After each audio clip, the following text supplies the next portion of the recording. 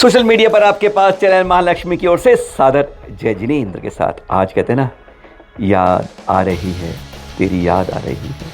गुरुवर आज सचमुच पल के झुक रही हैं और कहती है कि आज अंदर उतर जा इन दृश्यों को देखते हुए। बस आज तू 7 समुंदर पार या 7 ऊपर पहुंच जा। समझ गए आप? गुरुवर की छाँव में जब रहते हैं अपने गुरु की हद में, तो हर शिष्य सुरक्षित रहता है। 50 साल ऐसे ही रहे हैं। कोई कुछ भी कहे तो गुरुवर की छाया में सब कुछ अपने आप वह छाया के रूप में सब कुछ शांत सुमंद रहता है, आनंदित रहता है। गुरुवर देख रहे हैं जब अपने गुरु की छाया में थे तो कैसे कहते हैं, उन्हीं की बाहों में छोटे बच्चे की तरह हम संस्कारित होकर बड़े बन जाते हैं। पता नहीं चलता कब उस जिम्मेदारी को स्वयं निभाते हैं। सबसे यादगार चित्र है ये, जो उसके बाद से आज तक नहीं दिखा। अतीत का हम नहीं देख पाए, पर इस यादगार चित्र में गजब की बात है, शिष्य ऊपर पाटे पर और गुरु नीचे पाटे पर बैठा है। आज तक ये चित्रों में हाँ, कई आचार्यों ने अपना आचार्य पद अपने सामने अपने एक शिष्य को दिया है, ये बात सही है, पर इस तरह से रूप नहीं दिखाए। और इस दिन की बता ने आचार्य श्री ने मना कर दिया था कि नहीं, मुझे नहीं चाहिए पद। बच्चे की तरह जिद को भी मना कर दिया। लेकिन जब गुरु ने एक बात कहा कि आज गुरु दक्षिणा देने का वक्त आ गया है, तो कुछ नहीं, हाथ जुड़ गए। आदेश दीजिए गुरुवर, मैं उसका पालन करूंगा।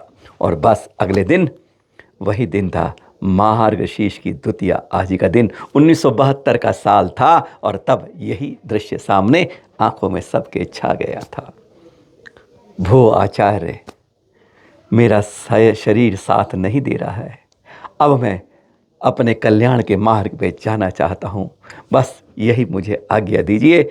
और यह दादा गुरु के आगे हाथ जोड़कर कह रहे थे। और पता है, आचार्य श्री मंद मंद मुस्कुराते जा रहे थे। गजब की बात थी। अरे दुनिया तो अलग, दादा गुरु हैरान स्वत हो रहे थे। ऐसे समय में जब तुमसे मांग रहा हूँ तुम मुस्कुरा रहे हो। गजब की बात देख लिए, तब की बात बता रहे हैं, 1972 की, आज से 52 साल पहले की उस दिन की घटना, कि जब उन्हें आचार्य हाथ जोड़ के सामने निवेदन कर रहे हैं और मुस्कुरा रहे हैं। उन्होंने जवाब वह दिया था कि आज जैसे मेरे सामने आप मुस्कुरा के उस रास्ते पर जा रहे हो, एक दिन मुझे भी इसी तरह जाना होगा। और मैं उस क्षणों को याद करते आज मुस्कुरा रहा हूँ। और यह दृश्य देख लीजिए, चित्र, आपको ऐसा चित्र कभी नहीं मिला होगा जब आचार्य ने अपना पद त्याग कर अपने शिष्य को दिया हो और शिष्य फिर ऊंचे पाटे बैठा हो और खुद नीचे पाटे पे हो। ऐसा वैराग्यपन, ऐसा रूप आपने आज तक किसी चित्र में नहीं देखा होगा। अगर किसी को अपने गुरु की सेवा का आदर्श बनाना हो तो आचार्य श्री को बनाइएगा। उन्होंने अपने दादा गुरु की सेवा में किस तरह किया। कहते हैं, उन्हें गर्मी लगती है, ठंड लगती है, तो अपने शरीर से उनका साथ दिया। उनको जीवन देखते हुए कि उन्हें गर्मी लग रही है शरीर है, अपने को उसके ऊपर समर्पित कर दिया। उनके बारे में चरित्र देखकर एक आदर्श बना लीजिए कि गुरु की सेवा में किस तरह हमें चौकस रहना चाहिए। नसीराबाद का ये फोटो आपको याद दिला रहा है, आचार्य पद से पहले आहार किसने लिया था, वह दर्श आपको आज दिखाया जा रहा है। 1972 में आचार्य पद से पूर्व का यह अनुपम दृश्य है। कुछ ऐसे दृश्य हैं जो मन के अंदर उतर जाते हैं, कहते हैं इन कैमरों में कैद कर लिए जाते हैं। 1979 का यह दृश्य गजब ढा रहा है। अंधेरे में कुछ बहुत कुछ दिखा रहा है। गुरुवर बैठे हैं और उनके साथ तीन ऐलक हैं। 1979 में ऐलक समय सागर जी, ऐलक योग सागर जी, ऐलक नियम सागर जी। तब का अभूतपूर्व दृश्य आज से 45 साल पहले का आपके बीच। आज कुछ इसी तरह के अविस्मरणीय चित्रों को आपके बीच में लाए हैं। कुछ ऐसी बात बताएंगे, वह भी हैरान करेगी आप। 2022 कुंडलपुर फरवरी के चित्र है, यादगार। हाँ, इसमें आचार्य श्री समय सागर जी, बिल्कुल आचार्य श्री यानी अपने गुरु गृहस्थ के अपने बड़े भाई के जैसे यह देख रहे हैं चित्र। जैसे वह हथकरघा के इस खादी के सोलर अंबर में देखते थे, वैसे यह भी देख रहे थे। बिल्कुल वही ट्रू कॉपी, नकल की हुई जैसे एक साथ लगती है अन्य संतों के साथ।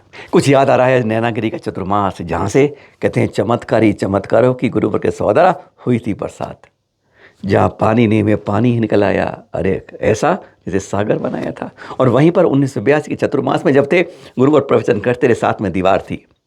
प्रवचन चल रहे थे और लोग ठिठक ठिठक के धीरे धीरे सब भागे, कुछ बोल रहे थे, कुछ भाग रहे थे।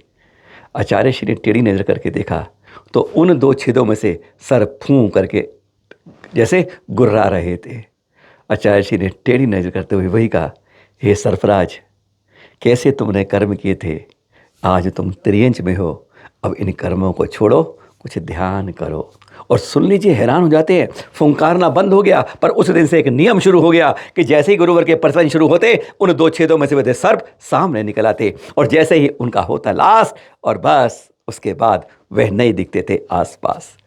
जो लोग वहाँ देखते थे, जो पहले डरे थे, लेकिन तब पूरे चतुर्मास में लगभग महीने 1.5 महीने यही दर्शन दिखे थे। गजब का दृश्य था जो गुरुवर के सामने दिखा था। पर सर्पों से उनका बहुत पुराना नाता था। 1966 की बात है। मारुति ने पैसे दिए और वह पहुंच गए थे आचार्य श्री देशभूषण जी के पास।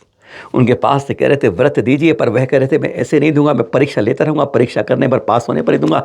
आजकल की तरह नहीं कि दीक्षा होती है, परीक्षा नहीं होती है। पर उन्होंने कहा मैं परीक्षाएँ करूँगा, तब वो व्रत की शुरुआत करूँगा। ऐसे ही चर्चा करते करते उन्होंने कहा ठीक है, परीक्षा लीजिए। और एक दिन चूलगिरी पर राघव आचार्य श्री थे कि अचानक वह लेटे हुए थे कि एक बिच्छू आता है, डंक मार जाता है, दर्द असहनीय होता है, दर्द बढ़ता जाता है। आचार्य श्री पहुँचते हैं, देखते हैं क्या हो रहा है, और तब कुछ नहीं जानते थे, सीधा चुलगुरी से नीचे उतरे के जंगल की तरफ पहुँचने लगे कि सामने काला सर्प फुंकारता फनखड़ा के खड़ा हो गया। कुछ नहीं, हमारी तरह ही तो थे तब, वो एक ब्रह्मचारी के रूप में थे, बस इतना ही था। पर डरे नहीं, भागे नहीं, डंडा वंडा पत्थर कुछ नहीं, वो वहीं खड़े होकर सीधा सांधन उन्होंने नमोकार मंत्र जपना शुरू किया। शायद 9 बार जपा था उन्होंने। फिर इतने मन भाव जपा था कि मालूम चला, जब उन्होंने देखा तो आगे कोई सर्प नहीं था। उन्होंने औषधि ली, उन जड़ी बूटियों से लेकर दोबारा ठीक किया।